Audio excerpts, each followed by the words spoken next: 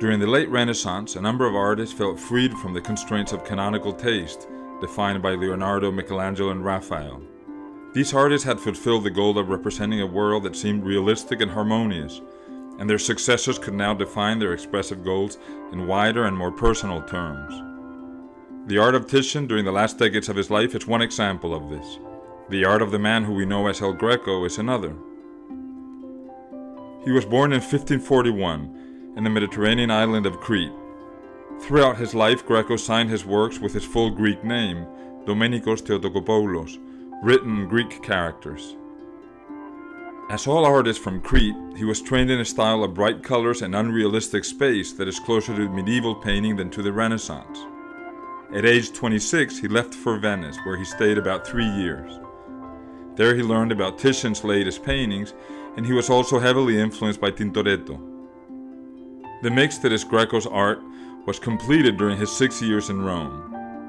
By 1576, when he was 35, he seems to have become a bit impatient with his status.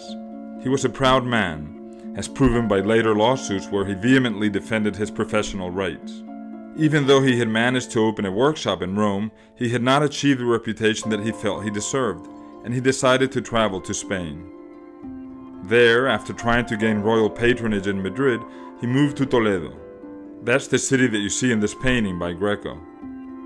He would remain there until his death in 1614, and it was there that the mixture of artistic traditions that were the result of his biography would coalesce into a very original style. Greco painted mainly portraits and religious paintings. This was what his clients asked for. Here we see his mature style, fully formed. The image shows the moment when, according to Christian doctrine, the angel Gabriel announced to Mary that she would be the mother of Jesus, Son of God. The subject is known as the Annunciation. This was originally part of a group of 6 paintings that were installed in an architectural structure in the end wall of a church. The effect that the colors and forms have on us would have been magnified by the other paintings. Typical of the art of El Greco here are the elongated forms, the unrealistic rendition of space, and the bright colors.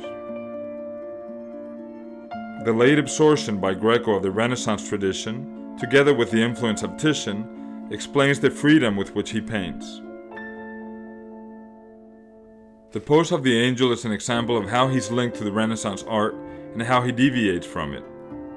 The pose is based on the contrapposto poses of classical statues and Renaissance paintings, by Michelangelo, for example.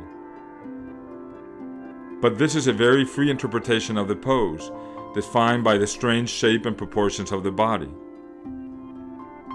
Also characteristic of Greco are the brushstrokes. In a manner reminiscent of the late Titian, they're very conspicuous, very visible on the surface of the painting. Look at the strokes that appear to explode into sheer pictorial energy around the dove, or at how the nearly immaterial heads of the angels are painted. In many places we can see a reddish-brown color underneath the paint layers. This is the color used by Greco to cover the entire canvas before he began to paint.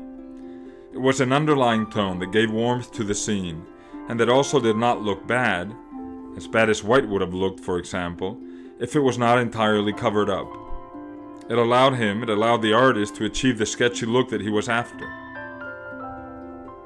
If you look carefully at the left edge of this image, you will see a narrow vertical band of this red-brown color with just a few strokes painted over it. Greco used this to clean his brush and to try out colors. When the painting was finished, this band would be covered by the frame. From a historical point of view, one of the most interesting things about Greco is his rediscovery in the 19th century and his influence on Picasso and other modern masters at the beginning of the 20th century. They saw him as a precursor of modern art. This painting, The Vision of St. John, was left unfinished when Greco died in 1614, and it has been cut up at the top. In spite of this, it's an important testimony of Greco's influence on early 20th century art. The painting was in Paris, in the collection of a Spanish artist named Zuloaga in the early 20th century.